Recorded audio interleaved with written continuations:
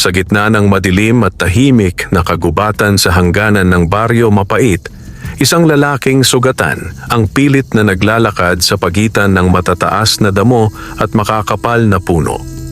Ang kanyang pangalan ay Ronald Tanggol, isang sundalong kilala sa kanyang tapang at walang takot na paglaban sa mga kaaway ng bayan. Ngunit sa gabing iyon, siya ay hindi na ang matibay na mandirigma na kinatatakutan ng marami. Ang kanyang uniforme ay punit-punit, nabahira ng dugo at putik. Ang kaliwa niyang braso ay halos hindi na niya maigalaw at ang kanyang paghinga ay mabigat, tila bawat hakbang ay huling sandali na ng kanyang buhay. Sa kanyang likuran, ang mga yabag ng kanyang mga humahabol ay unti-unting nawawala, ngunit ang sugat na kanyang natamo ay higit pang delikado kaysa sa anumang panganib na maaaring sumunod. Napadapa siya sa lupa.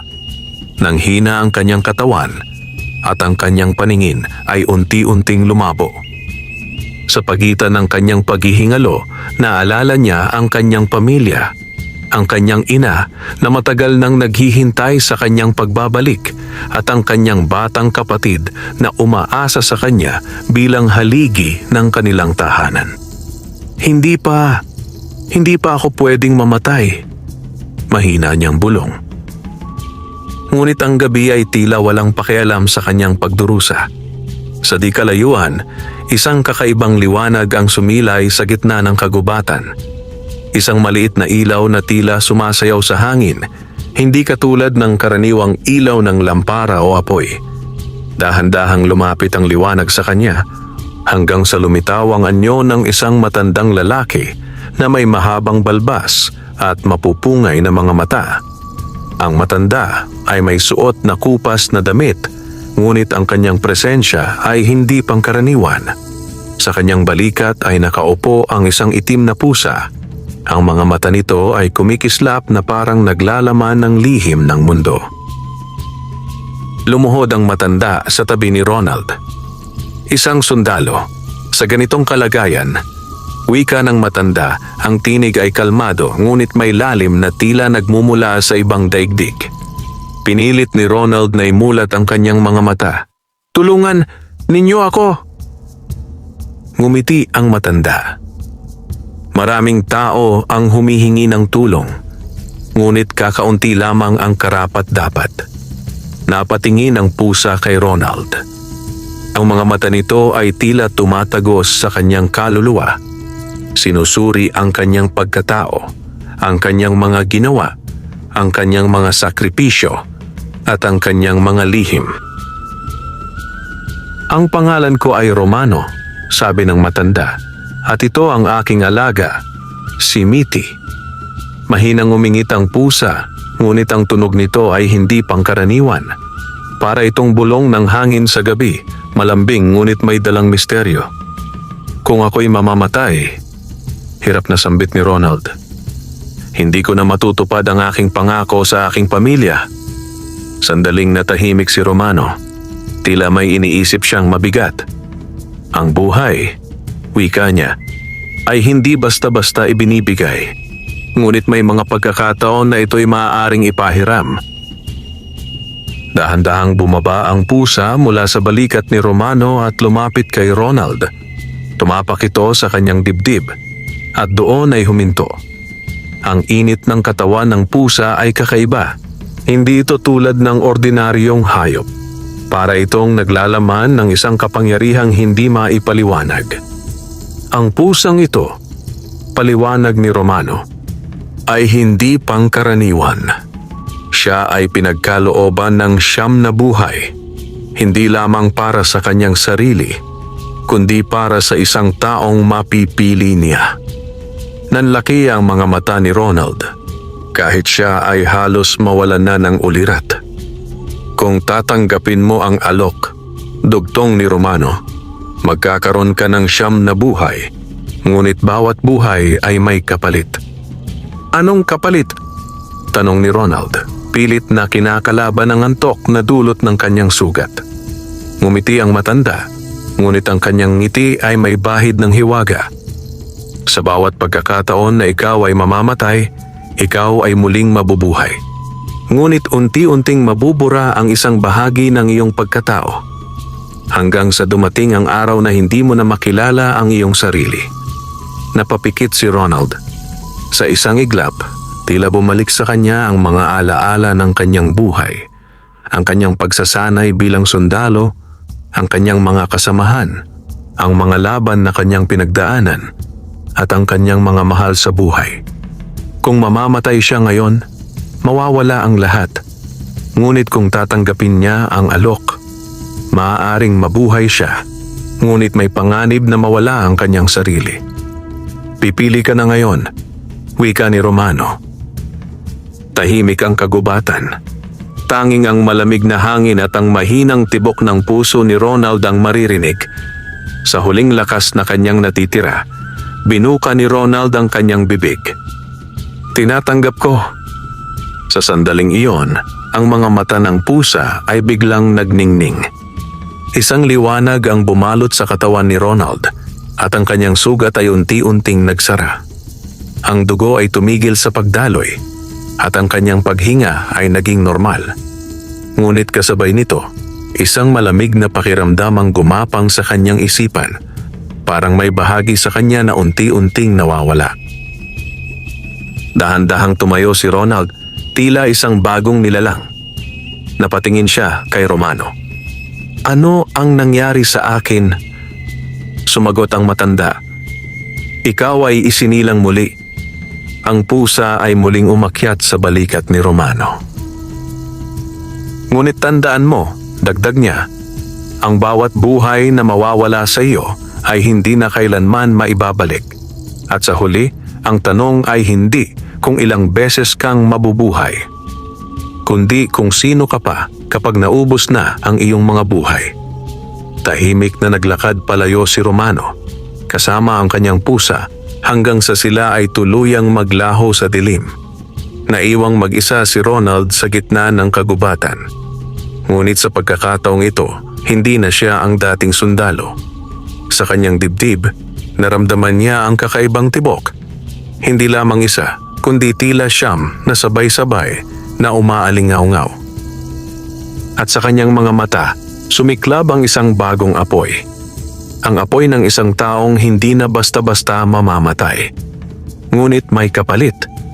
At iyon ay magsisimula pa lamang. Nagising si Ronald Tanggol sa gitna ng kagubatan na tila bagong isinilang. Ang malamig na hangin ng madaling araw ay dumadampi sa kanyang balat.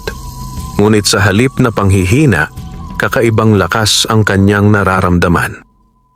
Ang mga sugat na dati halos kumitil sa kanyang buhay ay tila hindi na umiral. Dahan-dahan siyang tumayo. Sinubukan niyang igalaw ang kanyang braso. Ang parehong braso na kanina lamang ay halos hindi niya maigalaw. Ngayon, ito'y parang walang nangyari. Walang kirot, walang bakas ng sugat. Ngunit may kakaiba. Sa kanyang dibdib, naramdaman niya ang malalim at sabay-sabay na tibok. Hindi lamang isang puso ang tila pumipintig, kundi maraming enerhiya na magkakaugnay. Parang may mga buhay na nakapaloob sa kanya. Siyam na buhay. Mahina niyang sambit. Naalala niya ang sinabi ng matandang si Romano.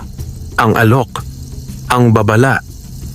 Bigla siyang napatingin sa kanyang mga kamay. Sa isang iglap, parang may sandaling hindi niya ito nakilala. Parang hindi niya sigurado kung ang mga kamay na iyon ay tunay ngang kanya. Napakunot ang kanyang noo. Pagod lang ito. Bulong niya sa sarili. Pilit inaalis ang kakaibang pakiramdam. Ngunit sa kanyang kalooban, may isang bahagi na tila naputol. Isang bagay na hindi niya maipaliwanag. Hindi na niya iyon pinansin. Mas mahalaga ang makalabas siya sa kagubatan at makabalik sa kanyang kampo. Naglakad siya ng mabilis, tila may bagong siglang dumadaloy sa kanyang katawan. Ang mga tunog ng kagubatan, ang huni ng mga ibon, ang paggalaw ng mga dahon ay mas malinaw sa kanyang pandinig ngayon. Ang kanyang paningin ay tila mas matalas din. Ngunit habang siya'y naglalakad, may napansin siya. Isang bangkay. Isang sundalo, nakahandusay sa lupa, duguan at walang buhay. Dahan-dahang lumapit si Ronald at doon niya nakilala ang mukha nito. Si Mateo, isa sa kanyang mga kasamahan. Napaluhod si Ronald sa tabi nito. Mateo, mahina niyang tawag. Ngunit walang tugon. Nanginginig ang kanyang kamay habang sinusubukan niyang hawakan ang balikat ng kaibigan. Sa sandaling iyon, isang alaala ang dapat sana'y pumasok sa kanyang isipan. Isang alaala ng kanilang pagsasanay, ng kanilang mga pinagsamahan. Ngunit wala. Blanko. Napakunot ang kanyang noo.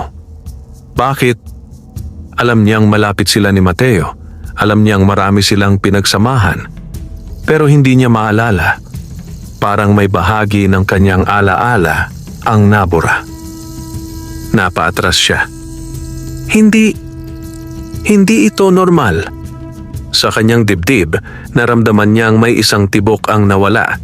Hindi pisikal, kundi parang isang enerhiya na biglang naglaho.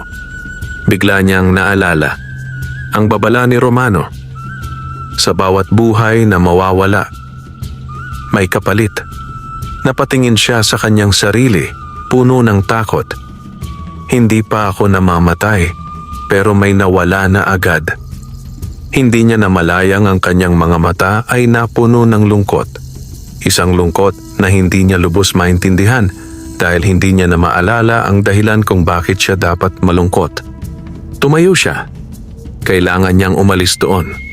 Habang naglalakad siya palayo, bigla niyang narinig ang kaluskos mula sa likuran ng mga puno. Agad siyang napahinto at nagmasid. Mula sa dilim, lumabas ang 3 armadong lalaki. Mga kalaban. Nandito siya! Sigaw ng isa. Wala nang oras para mag-isip. Mabilis na kumilos si Ronald, ginamit ang kanyang natitirang lakas at kakaibang bilis upang umiwas sa mga bala. Ang kanyang katawan ay tila mas magaan, mas mabilis kaysa dati. Ngunit kahit ganoon, hindi niya naiwasan ang lahat. Isang bala ang tumama sa kanyang tagiliran. Napahinto siya. Isa pa. At isa pa.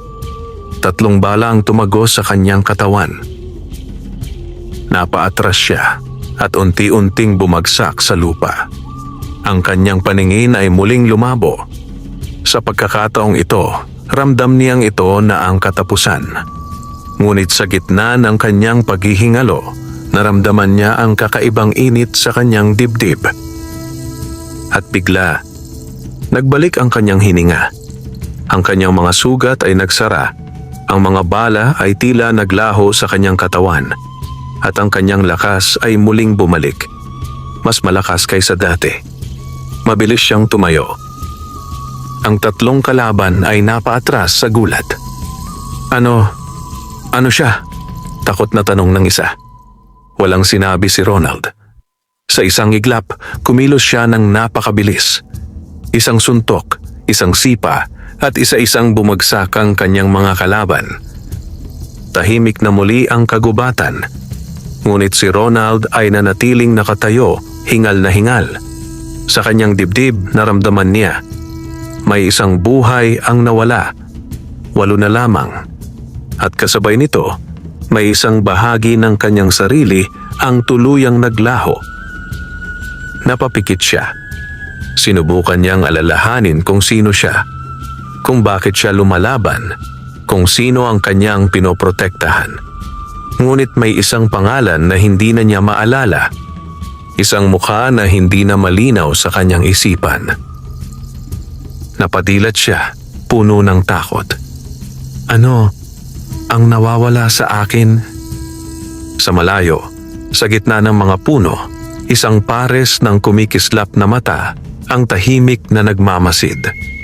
Ang itim na pusa at sa likod nito ang matandang si Romano. Unang buhay, bulong ni Romano. Unang pagkawala, tahimik siyang tumalikod at muling naglaho sa dilim. Samantala, si Ronald ay naiwan sa gitna ng kagubatan. Buhay, ngunit hindi na buo. At hindi pa iyon ang huli. Mabilis ang paglakad ni Ronald Tanggol palabas ng kagubatan, ngunit ang kanyang isipan ay tila mas mabagal kaysa dati. Ang bawat hakbang ay may kasamang tanong, mga tanong na wala siyang maisagot. May isang bagay na nawawala sa kanya. Hindi niya matukoy kung ano iyon, ngunit ramdam niya ang bigat ng pagkawala. Habang papalapit siya sa gilid ng kagubatan, sumalubong sa kanya ang unang sinag ng araw. Ang liwanag ay tumama sa kanyang muka, ngunit imbes na magbigay ng ginhawa, tila mas naging malinaw ang kaguluhan sa kanyang isipan. Sa di kalayuan, tanaw niya ang maliit na kampo ng kanilang unit, ilang tolda, usok mula sa lutuan, at mga sundalong abala sa kani-kanilang gawain. "Buhay ka pa!" Sigaw ng isang sundalo nang makita siya. Agad siyang sinalubong ng dalawa niyang kasamahan at inalalayan papasok sa kampo. "Akala namin patay ka na," sabi ng isa. Ngunit si Ronald ay nanatiling tahimik. Pinagmasdan niya ang kanilang mga mukha. Pamilyar, ngunit may distansya. Parang kilala niya sila, ngunit hindi niya maramdaman ang koneksyon. "Ronald, anong nangyari sa'yo?" Tanong ng isa pang sundalo. Saglit siyang natigilan. Ano nga ba ang nangyari? Alam niyang may laban. Alam niyang may mga kaaway. Ngunit ang detalye, ang eksaktong nangyari, ay tila nabura sa kanyang isipan. Naambush kami," sagot niya. Kahit hindi siya sigurado kung iyon nga ang totoo. Nagkatinginan ang kanyang mga kasamahan. "Nasaan si Mateo?" tanong ng isa. Biglang nanlamig ang kanyang katawan. Mateo.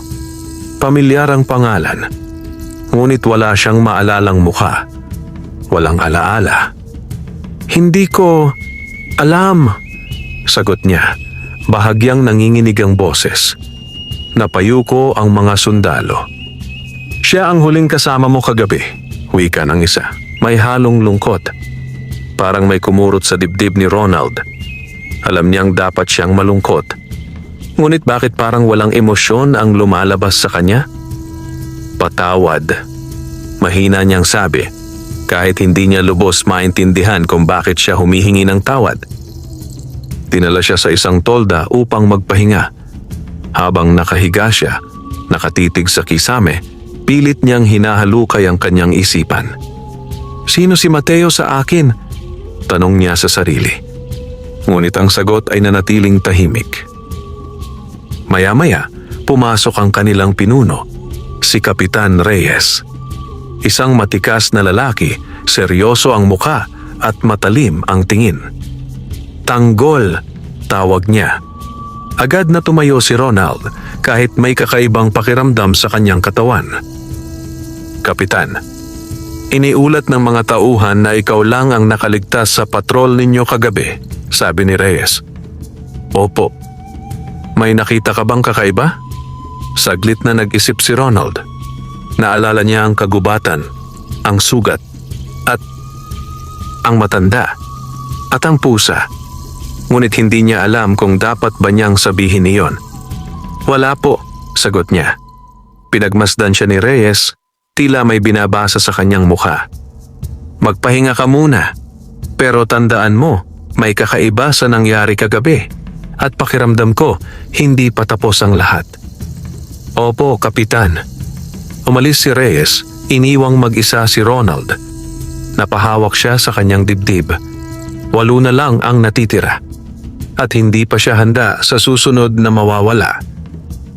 Bigla siyang nakaramdam ng kakaibang presensya. Napatingin siya sa bukana ng tolda. Doon, sa ilalim ng sikat ng araw, nakaupo ang isang itim na pusa. Tahimik. Nakatitig sa kanya. "Miti!" Mahina niyang sambit kahit hindi niya alam kung bakit alam niya ang pangalan nito. Unti-unting tumayo ang pusa at pumasok sa loob ng tolda. Lumapit ito sa kanya at umakyat sa kanyang higaan. Nakatitig lamang ito sa kanyang mga mata. "Bakit ako?" tanong ni Ronald. Hindi sumagot ang pusa. Ngunit sa kanyang isipan, may narinig siyang bulong. "Dahil ikaw ang pinili." Nanlaki ang kanyang mga mata. "Ano ang mangyayari sa akin?"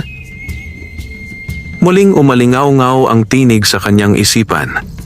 "Habang nababawasan ang iyong buhay, unti-unti kang nagiging iba." Napaatras si Ronald. "Iba? Paano?" Tahimik ang pusa. Ngunit sa kanyang mga mata, tila may babala. At sa sandaling iyon, may isang alaala ang biglang nawala sa kanyang isipan. Isang simpleng alaala ng kanyang kabataan. Isang eksena ng pagtawa. Isang muka. Isang tahanan. Naglahong parang usok. Napahawak siya sa kanyang ulo. Hindi pa ako namamatay." Ngunit naramdaman niya. May isa na namang bahagi ng kanyang sarili ang nawala. Hindi dahil sa kamatayan, kundi dahil sa kapangyarihang kanyang tinanggap. Napatingin siya kay Mitty, puno ng takot. "Ano na ako?" Tahimik na bumaba ang pusa mula sa higaan at naglakad palabas ng tolda. Bago ito tuluyang nawala, muli itong lumingon sa kanya. At sa sandaling iyon, naintindihan ni Ronald ang isang bagay. Hindi lamang ang kanyang buhay ang nakataya, kundi ang kanyang pagkatao. Sa labas, ang araw ay patuloy na sumisikat.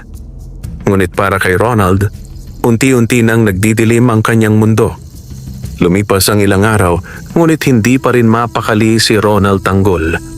Sa bawat sandaling lumilipas, lalo niyang nararamdaman ang kakaibang pagbabago sa kanyang sarili. Hindi na lamang ito tungkol sa kanyang katawan, kundi sa kanyang isipan. May mga alaala na hindi na niya mahanap. May mga emosyon na hindi na niya maramdaman ng buo. Sa gitna ng kampo, tila isa siyang estranghero sa sarili niyang buhay. Isang umaga, ipinatawag siya ni Kapitan Reyes. "Tanggol," wika ng kapitan. Seryoso ang mukha. "May panibagong misyon." Tumango si Ronald. May grupo ng armadong kalaban na nagtatago sa silangang bahagi ng kagubatan. Kailangan nating sugpuin bago pa sila makapagdulot ng mas malaking panganib sa mga baryo. Tahimik lamang si Ronald. "Kasama ka sa pangunguna," dagdag ni Reyes. Saglit siyang natigilan. Dati, ang ganitong utos ay nagbibigay sa kanya ng tapang at determinasyon. Ngunit ngayon, parang wala siyang maramdaman. "Opo, Kapitan." Habang papalayo siya, napansin niya ang mga mata ng kanyang mga kasamahan. May halong paghanga at pag-aalala. Ngunit hindi niya na iyon lubos na maintindihan. Pagsapit ng hapon, nagsimula ang kanilang operasyon. Tahimik silang pumasok sa kagubatan, maingat sa bawat hakbang. Ang hangin ay mabigat, tila may nagbabantay sa bawat galaw nila.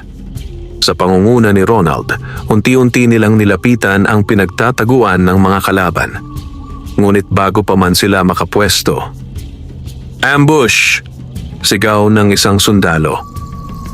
Biglang sumabog ang putukan. Ang katahimikan ng kagubatan ay napalitan ng ingay ng mga bala at sigawan. Mabilis na kumilos si Ronald. Ang kanyang katawan ay tila kusang gumagalaw, umiwas, umatake, sumugod. Ang kanyang bilis at lakas ay lampas sa karaniwan. Isa-isang bumagsak ang mga kalaban. Ngunit sa gitna ng kaguluhan, may napansin siya. Isang batang lalaki. Nakatayo sa gilid ng kagubatan, nanginginig, hawak ang isang lumang baril. Sandaling nagkatitigan sila. Ang bata ay halatang hindi sundalo, isa lamang inosenteng nadamay sa gulo. "Tumakbo ka!" sigaw ni Ronald. Ngunit bago pa makagalaw ang bata, isang kalaban ang sumulpot sa likuran nito at tinutukan siya. Walang pag-aalinlangan, tumakbo si Ronald patungo sa bata. Isang malakas na putok ang umalingaw-ngaw. Tumama ang bala, ngunit hindi sa bata. Kay Ronald, tumagos ang bala sa kanyang dibdib. Napahinto siya sa kanyang kinatatayuan. Unti-unti siyang napaluhod. Ang mundo ay muling lumabo. Sa kanyang huling sandali, nakita niya ang bata na ligtas na nakatakbo palayo. Isang kakaibang kapayapaan ang dumaloy sa kanya. Ngunit kasabay nito, naramdaman niya ang malamig na pag-agos sa kanyang isipan. At muling, namatay siya. Ngunit hindi ito ang katapusan. Sa loob ng ilang segundo, bumalik ang kanyang hininga. Muling tumibok ang kanyang puso. Ang sugat sa kanyang dibdib ay naglaho, tila hindi kailanman nangyari. Mabilis siyang tumayo. Ang mga kalaban ay napaatras, takot na takot. Hindi siya tao, bulong ng isa. Ngunit si Ronald ay hindi na nag-isip. Tinapos niya ang laban. Tahimik na muli ang kagubatan. Ngunit sa pagkakataong ito, hindi siya agad gumalaw. Nakatayo siya sa gitna ng mga bangkay, hinihingal. Sa kanyang dibdib, 7 buhay na lamang ang natitira. At kasabay nito, may isang bagay na tuluyang nawala. Napapikit siya. Sinubukan niyang alalahanin ang kanyang ina. Ang mukha nito. Ang boses nito. Ngunit, wala. Parang hindi niya ito kailanman nakilala. Napadilat siya, nanginginig. Hindi maaari. Ang kanyang mga mata ay napuno ng takot. Hindi dahil sa mga kalaban, kundi dahil sa sarili niya. Sa bawat kamatayan, nawawala ang kanyang pagkatao. Napaatras siya. Sa kanyang isip, pilit niyang hinahanap ang natitirang alaala, ang mga dahilan kung bakit siya lumalaban. Ngunit unti-unti, ang mga iyon ay nagiging malabo. Sa di kalayuan, nakita niya muli ang itim na pusa. Tahimik itong nakaupo sa isang sanga, pinagmamasdan siya. At ano na ako ngayon? Mahina niyang tanong. Hindi sumagot ang pusa. Ngunit sa kanyang dibdib, malinaw ang sagot. Hindi na siya ang dating Ronald Tanggol. At habang nauubos ang kanyang mga buhay, unti-unti siyang nagiging isang nilalang na hindi na niya makilala. Sa unang pagkakataon, natakot siya.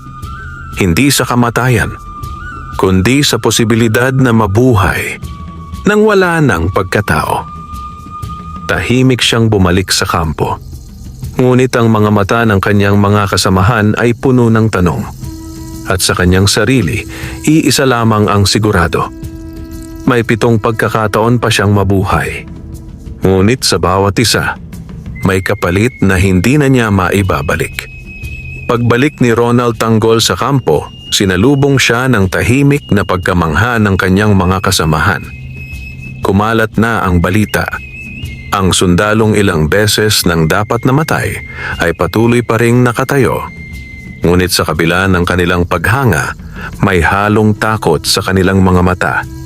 Hindi na siya tulad ng dati. At siya mismo, ramdam iyon. Habang naglalakad siya sa gitna ng kampo, may mga sundalong umiwas sa kanyang daraanan. May ilan na palihim siyang tinitingnan, tila sinusuri kung tao pa ba siya o hindi na. Ngunit wala siyang naramdaman. Walang galit. Walang lungkot. Walang pakialam. Parang may bahagi ng kanyang puso ang tuluyan ng namatay. Pumasok siya sa kanyang tolda at umupo sa gilid ng higaan. Tahimik siyang nakatitig sa kanyang mga kamay. Bakit? Wala akong maramdaman. Mahina niyang tanong. Pinikit niya ang kanyang mga mata at pilit inalala ang kanyang pamilya, ang kanyang ina, ang kanyang kapatid. Ngunit ang mga mukha nila ay parang aninong unti-unting naglalaho. Hindi niya na maalala ang kanilang mga tinig. Hindi niya na maalala ang kanilang mga ngiti. At higit sa lahat, Hindi niya na maramdaman ang pagmamahal na dati nagbibigay sa kanya ng lakas. Napayuko siya. Ganito ba ang kapalit? Sa sandaling iyon, may narinig siyang yabag. Ronald! Napatingin siya sa bukana ng tolda. Isang babae ang nakatayo roon. Isang nurse mula sa kampo, si Elisa. Malambot ang kanyang mga mata, ngunit may halong pag-aalala. "Pwede ba kitang makausap?" tanong nito. Tumango si Ronald. Lumapit si Eliza at umupo sa harap niya. "Napansin ko, iba ka na," wika nito. Tahimik lang si Ronald. "Dati, ikaw ang unang tumutulong sa sugatan. Ikaw ang nagbibigay ng lakas ng loob sa iba. Pero ngayon," napahinto siya, tila naghahanap ng tamang salita. "Parang wala ka na rito." Napatingin si Ronald sa kanya. Pinagmasdan niya ang mukha nito. Pamilyar, ngunit wala siyang maramdaman. "Sino ka?" "Sa akin?" tanong niya. Natigilan si Elisa. "Ano?" "Kilalang kilala kita," sabi ni Ronald. "Pero hindi ko alam kung bakit." Nanlumo ang mukha ni Elisa. "Ako si Elisa. Ako yung..." Napahinto siya, tila nahihirapan. "Ako yung laging kasama mo noon." Tahimik si Ronald. Walang reaksyon. Walang emosyon. Unti-unting napuno ng luha ang mga mata ni Eliza. "Hindi mo na ba ako naaalala?" Saglit na nag-isip si Ronald. Pinilit niyang maghukay sa kanyang isipan. Ngunit wala. Walang alaala. Walang damdamin. "Hindi!" direkta niyang sagot. Parang may nabasag sa loob ni Eliza. Napaatras siya, pilit pinipigilan ang kanyang pag-iyak. "Ganun ba?" mahina niyang sabi. Tahimik na bumalot ang tensyon sa loob ng tolda. Hindi alam ni Ronald kung ano ang dapat niyang maramdaman. Hindi niya alam kung bakit parang may mali, pero hindi niya rin mahanap kung ano iyon. Umalis si Eliza, dahan-dahan, parang may dalang mabigat na pasanin. Naiwan si Ronald. Mag-isa. At mas malinaw na ngayon sa kanya. Hindi lamang alaala ang nawawala sa kanya, pati ang kakayahang makaramdam. Kinagabihan, hindi siya makatulog. Nakaupo siya sa labas ng tolda, nakatingin sa madilim na kalangitan. Tahimik ang paligid, ngunit sa kanyang loob may kaguluhan. Kung mawawala lahat, para saan pa ang buhay na ito? Bulong niya. Sa likuran niya, may marahang yabag. Hindi na siya nagulat. Alam na niya kung sino yon. Romano. Wika niya nang hindi lumilingon. "Napapansin mo na," sagot ng matanda. Dahan-dahang lumapit si Romano, kasama ang itim na pusang si Mithy. Umupo ito sa tabi ni Ronald. "Unti-unti nang nawawala ang iyong pagkatao," sabi ng matanda. Tahimik si Ronald. "Hindi ko na maalala ang pamilya ko," wika niya. "Hindi ko na maalala kung bakit ako lumalaban." "Ngunit lumalaban ka pa rin," sagot ni Romano. "Dahil iyon ang natitira sa akin." Malamig na tugon ni Ronald. Napatingin si Romano sa kanya. "Ang katawan mo ay patuloy na kikilos," paliwanag niya. "Ngunit ang kaluluwa mo, iyon ang unti-unting nauubos." Napahawak si Ronald sa kanyang dibdib. "May paraan pa ba para pigilan ito?" Saglit na natahimik si Romano. "May paraan," sagot niya. "Ngunit hindi ito madali." Agad na patingin si Ronald. "Ano iyon?" Ngumiti ng bahagya ang matanda. "Kailangan mong alalahanin kung sino ka, bago pa tuluyang mawala ang lahat." Napakunot ang noo ni Ronald. "Paano ko aalalahanin kung nawawala na ang mga alaala ko?" Hindi agad sumagot si Romano. Sa halip, itinuro niya ang pusang si Mithy. Ang sagot ay nasa kanya. Napatingin si Ronald sa pusa. Tahimik itong nakatingin sa kanya, ang mga mata ay tila naglalaman ng lihim na hindi niya maabot. Hindi lahat ng alaala ay nasa isipan, dagdag ni Romano. May mga alaala na nasa puso. Napatingin si Ronald sa kanyang sarili. Ngunit paano niya mahahanap ang alaala sa puso kung pakiramdam niya'y wala na itong laman? Tumayo si Romano. May 7 buhay ka pa, sabi niya. Gamitin mo ang mga yon ng may kabuluhan. At sa isang iglap, naglaho ang matanda at ang kanyang pusa. Muling naiwan si Ronald sa dilim. Ngunit sa pagkakataong ito, mas mabigat ang katahimikan. Dahil alam niyang sa bawat hakbang niya pasulong, mas lumalayo siya sa kung sino siya noon. At kung hindi siya makakahanap ng paraan. Maaring sa huli, mabuhay siya. Ngunit wala nang matitirang Ronald Tanggol. Madilim pa ang kalangitan nang magising si Ronald Tanggol. Tahimik ang kampo, tanging huni ng mga kuliglig at malamig na simoy ng hangin ang kasama niya sa sandaling iyon. Hindi siya nakatulog ng maayos, o marahil hindi na niya alam kung paano matulog ng may kapayapaan. Umupo siya sa gilid ng kanyang higaan. Tahimik. Walang emosyon. Ngunit may isang bagay na hindi niya maipaliwanag, isang mabigat na pakiramdam na tila nakadikit sa kanyang dibdib. Hindi ito sakit. Hindi ito takot. Ngunit alam niyang may kulang. Tumayo siya at lumabas ng tolda. Sa di kalayuan, nakita niya ang isang maliit na kubo, ang pansamantalang himpilan ng mga sugatan. Doon nagtatrabaho si Eliza. Hindi niya alam kung bakit, pero may humihila sa kanya papunta ron. Isang mahina, halos hindi marinig na tinig sa loob niya. Pumunta ka. Huminga siya ng malalim at naglakad. Pagdating niya sa kubo, nakita niya si Eliza na abala sa pag-aalaga ng isang sugatang sundalo. Maingat nitong nililinis ang sugat. Banayad ang bawat galaw. Puno ng pag-aalala ang kanyang mga mata. Tahimik siyang nakamasid.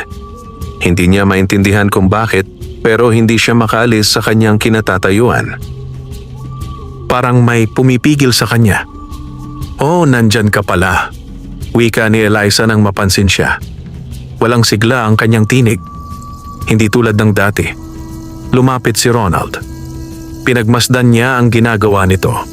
Ang pag-aalaga, ang malasakit, ang pagtitiyaga. At sa loob niya, may kung anong kumilos. Isang mahina, halos patay na pakiramdam. Na tila pilit bumabangon. "Bakit mo ginagawa yan?" tanong niya. Napatingin si Eliza sa kanya. "Dahil kailangan," sagot niya. "May mga taong umaasa." Tahimik si Ronald. Umaasa. Isang salitang tila may kahulugan noon, ngunit ngayon ay parang walang laman. "Paano kung hindi mo na maalala kung bakit ka tumutulong?" tanong niya. Saglit na natahimik si Eliza. "Hindi lahat ng ginagawa natin ay kailangang alalahanin," sagot niya. "Minsan, ginagawa natin ito dahil iyon ang tama." Napatingin si Ronald sa kanya. Sa unang pagkakataon, tila may munting liwanag na sumilip sa kanyang isipan. Tama. Parang pamilyar ang salitang iyon. Parang may kahulugan na dati niyang pinanghahawakan.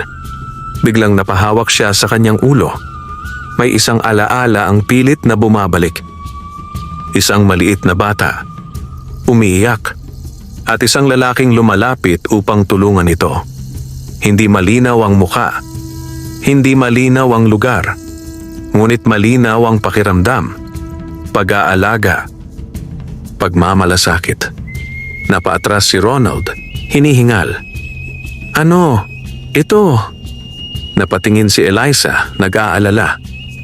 "Ronald? May naaalala ako," bulong niya. Ngunit sa parehong sandali, biglang nawala ang alaala. Parang usok na tinangay ng hangin. Napapikit siya, napuno ng pagkabigo. "Hindi ko na naman maabot." Tahimik na lumapit si Eliza. Hindi siya nagsalita. Sa halip, marahan itong hinawakan ng kamay ni Ronald. Sa sandaling iyon, may kakaibang init ang dumaloy sa kanyang katawan. Hindi tulad ng kapangyarihan ng siyam na buhay. Mas banayad, mas totoo. Napatingin siya sa kanilang magkahawak na kamay. At sa unang pagkakataon, matapos ang matagal na panahon, may naramdaman siya. Isang mahinang pintig ng emosyon. Hindi malinaw kung ano iyon. Ngunit alam niyang mahalaga. Ano? Ito? Bulong niya. Ngumiti si Eliza kahit may lungkot sa kanyang mga mata. Iyan ang puso mo, sabi niya. Tahimik si Ronald. Puso. Isang bagay na akala niya ay nawala na. Ngunit ang sandaling iyon ay biglang naputol. Isang malakas na pagsabog ang umalingaw-ngaw sa kampo. Nayanig ang lupa. May umaatake! Sigaw ng isang sundalo. Agad na bumitaw si Ronald. Sa isang iglap, bumalik ang kanyang pagiging mandirigma. Lumabas siya ng kubo. Ang kampo ay nasa gitna ng kaguluhan. Putukan, sigawan, at apoy. Ang mga kalaban ay umatake ng walang babala. Depensa, sigaw ni Kapitan Reyes. Walang pag-aalinlangan, sumugod si Ronald sa gitna ng labanan. Ngunit sa pagkakataong ito, may kakaiba. Sa bawat galaw niya, hindi lamang lakas ang gumagabay sa kanya, kundi ang munting pakiramdam na naramdaman niya kanina. Isang dahilan, isang layunin. Habang lumalaban siya, nakita niya ang isang kalaban na papalapit kay Eliza na abala pa rin sa pag-aalaga ng sugatan. Walang pag-aalinlangan, tumakbo siya patungo roon. Tinulak niya si Eliza palayo. At sa sandaling iyon, isang granada ang sumabog sa kanyang harapan. Isang malakas na liwanag, isang nakabibinging tunog, at muling namatay siya. Ngunit tulad ng dati, hindi iyon ang katapusan. Sa gitna ng abo at usok, muling bumangon si Ronald. Ang kanyang katawan ay buo na muli. Ngunit sa kanyang dibdib, 6 na buhay na lamang ang natitira. At kasabay nito, may isang bagay na tuluyang nawala. Napahinto siya. Sinubukan niyang alalahanin ang naramdaman niya kanina, ang init, ang koneksyon, ang tinig ng puso. Ngunit wala na iyon. Parang hindi niya iyon kailanman naranasan. Napatingin siya kay Eliza. Ang mukha nito ay puno ng pag-aalala. Ngunit para kay Ronald, isa na lamang itong pamilyar na estranghero. Salamat, sabi ni Eliza, nanginginig ang boses. Tahimik si Ronald. Walang reaksyon, walang emosyon. Tumalikod siya at muling sumabak sa labanan.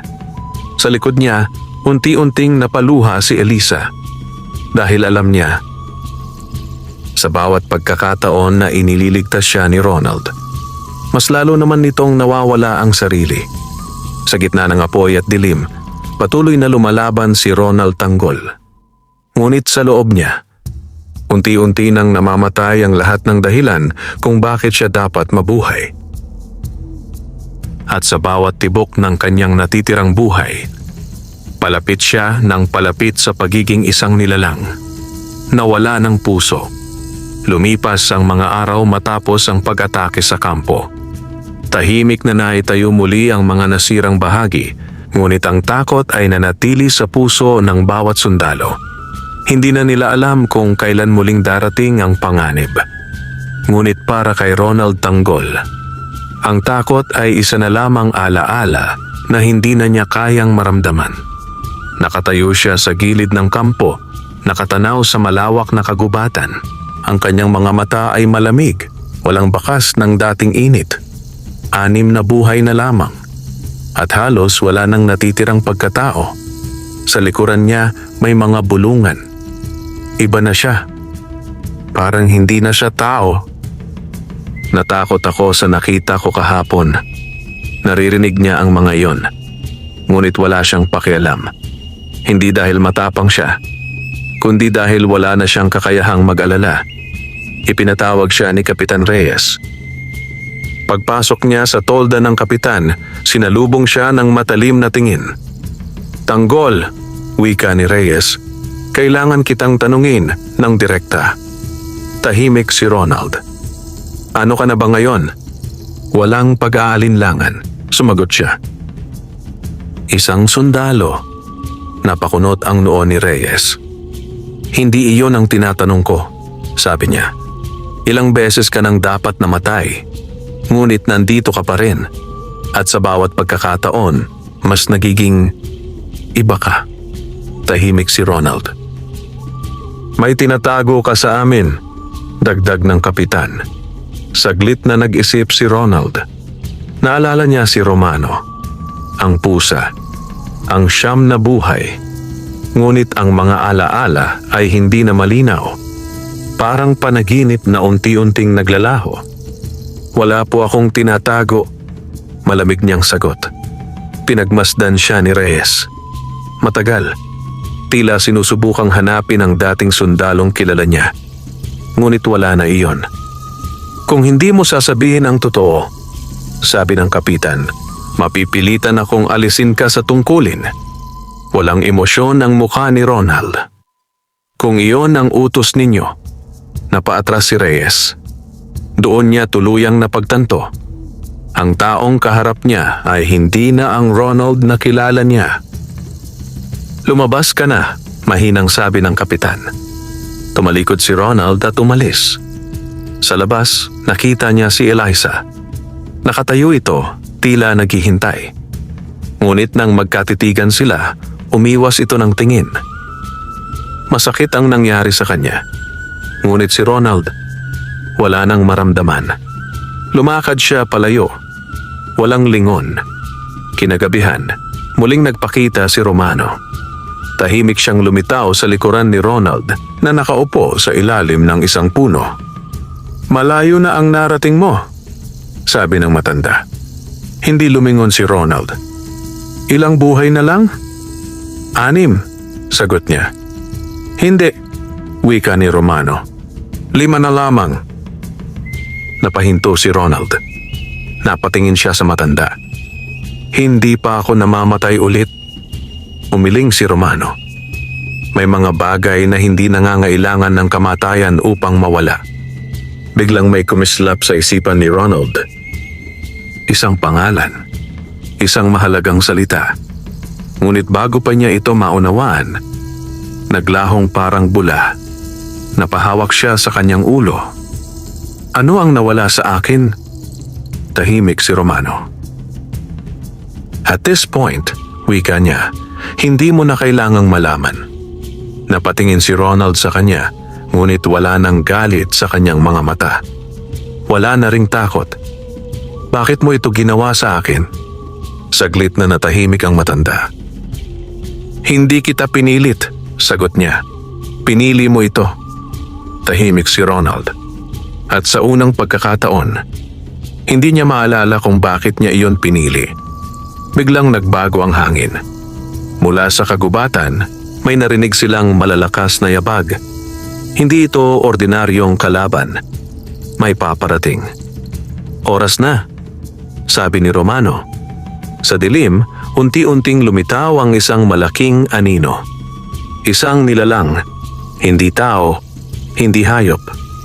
Ang mga mata nito ay nagliliyab sa galit. Isa sa mga pinakamatandang nilalang ng kagubatan, paliwanag ni Romano. "At pakiramdam ko, ikaw ang pakay nito." Tahimik na tumayo si Ronald. Walang takot. Walang pag-aalinlangan. "Kung kailangan ko itong patayin, gagawin ko." Ngunit bago siya makakilos, may sumigaw mula sa likuran. "Ronald!" Si Eliza. Tumakbo ito papalapit, puno ng takot. "Tumigil ka! Hindi mo na kailangang lumaban!" Napatingin si Ronald sa kanya. Ngunit sa kanyang mga mata, walang pagkilala, walang koneksyon, walang kahit anong damdamin. Para kay Eliza, Iyon ang pinakamasakit. Hindi mo na ako kilala. Mahina nitong sabi. Tahimik si Ronald. Walang sagot. Sumugod ang nilalang. At sinalubong ito ni Ronald. Sa bawat galaw niya, wala nang emosyon. Tanging layunin. Lumaban. Pumatay. Mabuhay. Ngunit sa gitna ng laban, isang bagay ang malinaw. Hindi na siya lumalaban bilang tao, kundi bilang isang nilalang na wala ng pangalan. Sa di kalayuan, tahimik na pinagmamasdan ni Romano ang laban. At ito ang kinatatakutan ko. Bulong niya. Hindi ang pagkawala ng kanyang buhay, kundi ang pagkawala ng kanyang pagkatao. Sa gitna ng dilim at laban, si Ronald Tanggol ay patuloy na gumagalaw. Ngunit ang tanong, si Ronald pa ba siya? O isa na lamang aninong naglalakad sa balat ng isang sundalo? Sumalubong ang malamig na hangin sa naglalagablab na laban sa gitna ng kagubatan. Ang nilalang na kanilang kinaharap ay hindi pangkaraniwan. Napakalaki, mabilis, at tila hindi tinatablan ng sakit. Ang bawat galaw nito ay parang lindol. Bawat hampas ay may lakas na kayang magpatumba ng maraming tao. Ngunit si Ronald, hindi umatras. Wala nang pag-aalinlangan sa kanyang mga mata. Wala nang takot. Wala nang awa. Tanging layunin. Lumaban. Sumugod siya, mabilis na parang anino. Iwas, atake, suntok. Lahat ay eksakto, parang makina na walang pagod. Ngunit ang nilalang ay hindi basta-basta. Isang malakas na hampas ang tumama sa kanya. Napadapa si Ronald, gumulong sa lupa, ngunit agad ring tumayo. Walang sakit, walang kirot, walang pakiramdam. Sa likuran, sumisigaw si Eliza. Tumigil ka na, hindi mo na kailangan gawin ito. Ngunit hindi siya pinansin ni Ronald. Hindi dahil ayaw niya, kundi dahil hindi na niya alam kung bakit dapat siyang tumigil. Muling sumugod ang nilalang. Sa pagkakataong ito, hindi na siya nakaiwas. Isang matinding dagok ang tumama sa kanyang katawan. Nabasag ang mga buto. Napahiga siya sa lupa. Hindi makagalaw. Ang kanyang paningin ay muling lumabo. At sa gitna ng kanyang paghihingalo, may nangyari. Isang liwanag. Sa kanyang isipan, may sumiklab na alaala. Isang simpleng eksena. Isang batang lalaki. Nakaupo sa tabi ng kanyang ina. Anak, wika ng babae. Huwag mong kalimutang maging mabuti kahit gaano kahirap ang mundo. Mahina ang ngiti ng bata. Opo, inay. Biglang napadilat si Ronald. Inay. Ang salita ay lumabas sa kanyang bibig, mahina ngunit malinaw. Sa unang pagkakataon, matapos ang matagal na panahon, may bumalik. Isang alaala, isang damdamin, isang liwanag. Ngunit kasabay nito, isang malamig na pakiramdam ang gumapang sa kanyang dibdib. Isa na namang buhay ang mawawala. Napapikit siya at muling namatay siya. Makalipas ang ilang sandali, bumalik ang kanyang hininga. Muling bumangon si Ronald. Ngunit iba na. Sa kanyang dibdib, 4 na buhay na lamang ang natitira. At kasabay ng kanyang pagbabalik, ang alaala ng kanyang ina ay naglaho. Parang hindi ito kailanman nangyari. Ngunit may naiwan. Hindi alaala, kundi pakiramdam. Isang mahinang init. Isang maliit na liwanag. Sumugod muli ang nilalang. Ngunit sa pagkakataong ito, iba ang galaw ni Ronald. Hindi na lamang ito galaw ng isang mandirigma. May kasamang layunin. Isang bagay na hindi niya may paliwanag. Ngunit alam niyang mahalaga. Sa huling pagkakataon, tinipon niya ang lahat ng kanyang lakas. Isang malakas na sigaw ang umalingaw-ngaw mula sa kanya. Hindi dahil sa galit, kundi dahil sa isang damdaming hindi pa tuluyang nawawala. Sumugod siya, at sa isang eksaktong galaw, tinapos niya ang nilalang. Bumagsak ito sa lupa, tahimik na parang aninong naglaho sa dilim. Tahimik ang paligid. Tanging hingal ni Ronald ang maririnig. Sa di kalayuan, dahan-dahang lumapit si Eliza. "Ronald!" Mahina niyang tawag. Napatingin si Ronald. Sa kanyang mga mata, may kakaibang pagbabago. Hindi na ito ganap na malamig. Ngunit hindi rin ito tulad ng dati. "Salamat," sabi ni Eliza, puno ng emosyon. Tahimik si Ronald.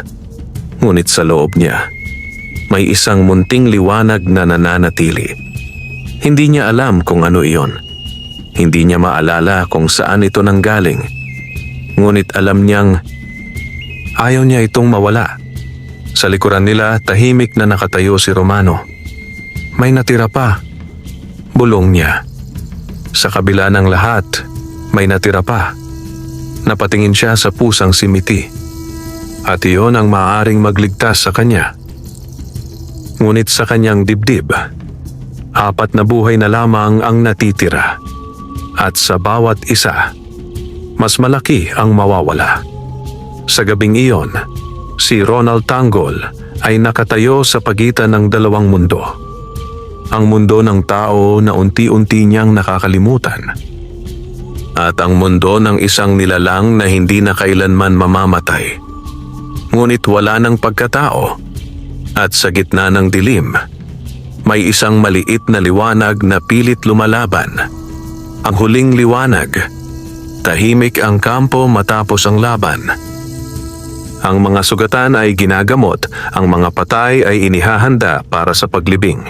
Ngunit sa kabila ng lahat, may kakaibang bigat na bumalot sa buong lugar. Isang pakiramdam na tila may nagbago na hindi na maibabalik. Sa gitna nito, nakaupo si Ronald Tanggol, mag-isa. Ang kanyang mga mata ay nakatuon sa kawalan. 4 na buhay na lamang. At halos wala nang natitirang siya. Sa di kalayuan, pinagmamasdan siya ni Eliza. May takot, may lungkot. Ngunit higit sa lahat, may pag-asa pa rin. Dahan-dahan siyang lumapit. "Pwede ba kitang makausap?" tanong niya. Napatingin si Ronald. Hindi niya alam kung bakit siya tumigil. Hindi niya alam kung bakit siya nakinig. Ngunit may kung anong nagtulak sa kanya na manatili. "Oo." Umupo si Eliza sa tabi niya. Tahimik silang dalawa. Hanggang sa nagsalita siya. "Hindi mo na ako kilala, hindi ba?" Direkta ang tanong. Walang galit. Walang sumbat. Napatingin si Ronald sa kanya. Pinagmasdan niya ang mukha nito. At sa loob niya, may isang maliit na kirot. Isang pakiramdam na hindi niya maipaliwanag. "Hindi," sagot niya. Tumango si Eliza, pilit na ngumiti. "Pero kilala kita," sabi niya. Tahimik si Ronald. "Ako ang taong lagi mong tinatakbuhan kapag sugatan ka," dagdag niya. "Ako ang unang nag-aalala kapag wala ka sa kampo. At ako yung..." Napahinto siya. "Ako yung pinangakuan mong babalikan." Napakunot ang noo ni Ronald. Isang pangako. Isang mahalagang bagay. Ngunit wala siyang maalala. "Hindi ko na maalala," wika niya. "Alam ko," sagot ni Eliza. "Pero hindi ibig sabihin nun na wala na iyon." Napatingin siya kay Ronald. "Hindi lahat ng mahalaga ay kailangang maalala," sabi niya. "Minsan, sapat na na maramdaman mo." Tahimik si Ronald. Ngunit sa kanyang dibdib, may munting paggalaw. Sa sandaling iyon, may nangyari. Isang alaala ang sumiklab. Isang gabi. Siya at si Eliza, magkatabi, nakaupo sa ilalim ng mga bituin. "Natatakot ako," sabi ni Eliza noon. "Sa ano?" tanong niya. "Na baka isang araw, Mawala ka. Ngumiti si Ronald. Hindi mangyayari yon, sabi niya. Babalik ako, palagi. Pangako? Pangako. Biglang napahawak si Ronald sa kanyang ulo. Ang alaala ay malinaw. Buo. Totoo. Elisa. Mahina niyang sambit. Nanlaki ang mga mata ng babae. Naalala mo? Napatingin si Ronald sa kanya. Sa unang pagkakataon, may emosyon sa kanyang mga mata. Isang tunay na damdamin. Ngunit kasabay nito, isang malamig na agos ang dumaan sa kanyang katawan. Napapikit siya. Hindi. Alam na niya ang mangyayari. Sa bawat pagbabalik, may kapalit. Napatingin siya kay Eliza. Makinig ka sa akin, mabilis niyang sabi. Ronald, may 4 na buhay na lang ako, dugtong niya. At sa bawat isa, mas nawawala ako. Natigilan si Eliza. Ano? Hindi ko alam kung ano ang matitira sa akin sa huli, sabi niya. Pero kung may maaalala pa ako, gusto kong sabihin ito ngayon. Tahimik ang paligid. Hindi ko maalala kung bakit kita mahal. Wika niya. Napaluha si Eliza. Pero nararamdaman ko na mahalaga ka sa akin. Sa sandaling iyon, tuluyang nawala ang alaala. Napadilat si Ronald. At ang kanyang mga mata, muling naging malamig. Walang emosyon. Walang pagkilala. Parang walang nangyari. Elisa? Sabi niya, tila nagtatanong. Napaluha ang babae. Ngunit ngumiti siya. Okay lang, sabi niya. Naintindihan ko. Sa di kalayuan, tahimik na nakamasid si Romano. At narito na tayo, bulong niya. Ang huling alaala na lumalaban. Napatingin siya kay Mithi. 3 buhay na lamang ang natitira. Sa gabing iyon, si Ronald ay muling naglakad palayo. Mag-isa. Ngunit sa kanyang dibdib, may natitira. Hindi alaala. Hindi pangalan. Kundi isang pakiramdam. Isang koneksyon na hindi pa tuluyang nawawala. At iyon, ang kanyang huling sandata laban sa ganap na pagkawala. Ngunit sa darating na laban, hindi na sapat ang pakiramdam dahil ang susunod na kapalit ay maaaring ang huling bahagi ng kanyang pagkatao. At kapag dumating ang sandaling iyon, ang tanong ay hindi na kung mabubuhay pa siya, kundi kung may matitira pa bang siya sa loob ng kanyang katawan. Madilim ang langit sa gabing iyon, tila sumasalamin sa kapalarang naghihintay kay Ronald Tanggol. Tahimik siyang naglalakad palayo sa kampo. Walang paalam, walang lingon. 3 buhay na lamang ang natitira. At sa bawat hakbang niya, alam niyang papalapit na siya sa wakas. Sa gitna ng kagubatan, muling nagpakita si Romano. Kasama ang pusang si Mithi, tahimik silang nakatayo sa kanyang daraanan. Huling yugto na, sabi ng matanda. Hindi tumigil si Ronald. Ano ang natitira sa akin? Tanong niya. Saglit na natahimik si Romano. Isang bagay na hindi mo kayang ipaliwanag, sagot niya. At iyon ang pinakaimportanteng bahagi ng pagiging tao. Hindi na sumagot si Ronald. Dahil kahit gusto niyang maintindihan, hindi na niya kaya. Biglang nagbago ang paligid. Ang hangin ay naging mabigat. Ang lupa ay tila gumagalaw. Mula sa kailaliman ng kagubatan, lumitaw ang isang mas madilim na anino, mas malaki, mas mabagsik kaysa sa anumang nilalang na kanyang nakaharap. Ang tunay na pinuno ng mga nilalang ng dilim. Ang presensya nito ay sapat na upang magpaluhod sa kahit sinong tao.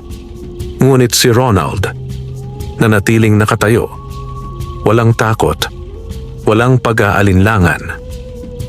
Nagsimula ang laban, sumugod ang halimaw, at sinalubong ito ni Ronald.